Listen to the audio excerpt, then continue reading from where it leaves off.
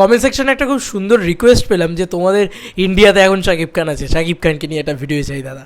Thank you so much এই কমেন্টসটা করার জন্য। অবভিয়াসলি শাকিব খানকে নিয়ে তো ভিডিও হচ্ছে, সকালবেলা একটা ভিডিও তৈরি করেছি এবং শাকিব খানের রাজকুমার ছবির রেসপন্স নিয়ে কথা বলবো এখন। বন্ধুরা, ছবিটা আশানুরূপ ফল করেছে নাকি আশার থেকে বেশি ফল করেছে? বন্ধুরা, রোমা সিনেমা হলের একজনের মানে কর্ণধারের একজনের ইন্টারভিউ নিয়েছে আর কি শরৎ মিউজিক ভেঞ্চার্স টিম, মানে শরৎ মিউজিক ভেঞ্চার্সে পৌঁছালে সেটা খুব সুন্দর একটা ভিডিও তৈরি করে। এবার সেখানে সে মানে বিভিন্ন প্রশ্ন করছিল এই রোমা সিনেমা হলের কর্ণধারকে, বাংলাদেশের রোমা সিনেমা হল। তো সেখান থেকে তিনি একটা দারুণ আপডেট কিন্তু আমাদের সামনে তুলে ধরলেন বা আমাদের সামনে নিয়ে এলেন।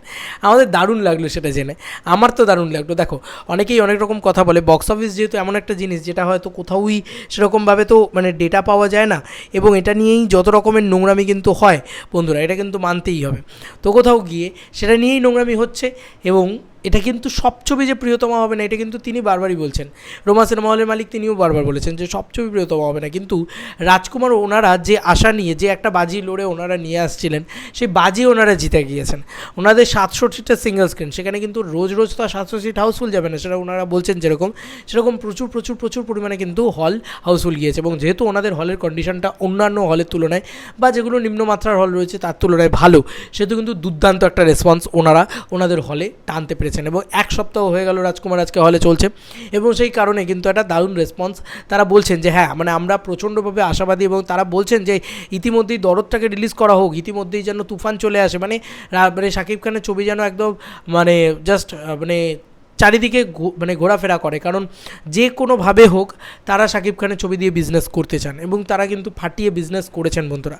আমরা সবাই জানি যে ওনারা প্রচুর প্রচুর টাকা দিয়ে তুলেছিলেন, তোমার রাজকুমার ছবিটা তুলেছিলেন, কিন্তু তাতে ওনারা প্রচণ্ড খুশি। ওনাদের মুখে চোখে দেখেই বোঝা যাচ্ছে যে ওনারা খুশি, যে ওনারা সেই টাকা তো নিশ্চয়ই লগ্নি করে উঠতেই পেরেছেন, মানে লগ্নির টাকা যে ওনারা তুলে আনতে পেরেছেন বা বিজনেস থেকে, সেটা তো বটেই, তার সঙ্গে সঙ্গে ওনারা ভালো একটা বক্স অফিস কালেকশন বা ভালো একটা অ্যামাউন্ট যেটা ওনারা বক্স অফিস থেকে এনেছেন সেটাও কিন্তু ওনাদের মানে লাভজনকই হয়েছে, এবং লাভজনক হয়েছে বলেই কিন্তু ওনারা আরও বেশি করে শাকিব খানের ছবি চাইছেন।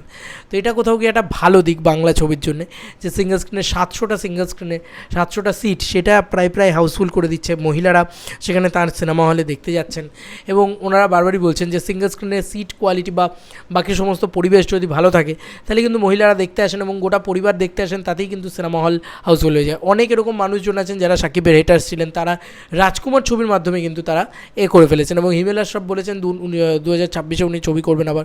তো ইতিমধ্যেই এই মানে হল মালিকরা বলছেন যে না, চাই আবার এই জুটিটাকে চাই, মানে রাজকুমার জুটিটাকে, মানে রাজকুমারের এই জুটি মানে বা প্রিয়তমার এই জুটি, যে শাকিব খান, হিমেল আশরাফ এবং আশাদ আর রনি ভাইয়া, তাকে চাই।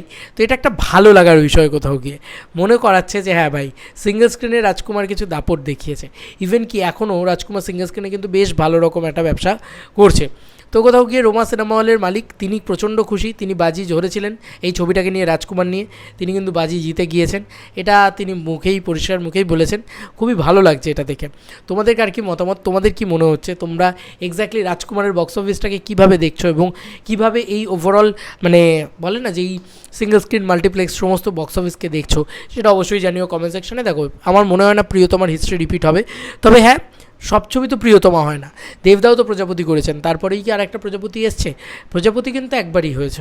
কিন্তু এটাই সত্যি কথা যে হোক সেটা, তাতে কোনো সমস্যা নেই, কিন্তু মানে রাজকুমার ছবিটা কীরকম বিজনেস করছে সেটা যদি জিজ্ঞেস করো, খুব ভালো বিজনেস করেছে, এবং অবশ্যই এটা একটা মানে ভালোই রকম একটা কালেকশন করেছে। হ্যাঁ, প্রিয়তমা হয়তো হয়নি, কিন্তু ভালো রকম ব্যবসা করেছে। এবার দেখা যাক লং রানের ছবিটা কীরকম কী নেয়, এবং লং রানেই কিন্তু প্রিয়তমা হেভি ব্যবসা করেছিল।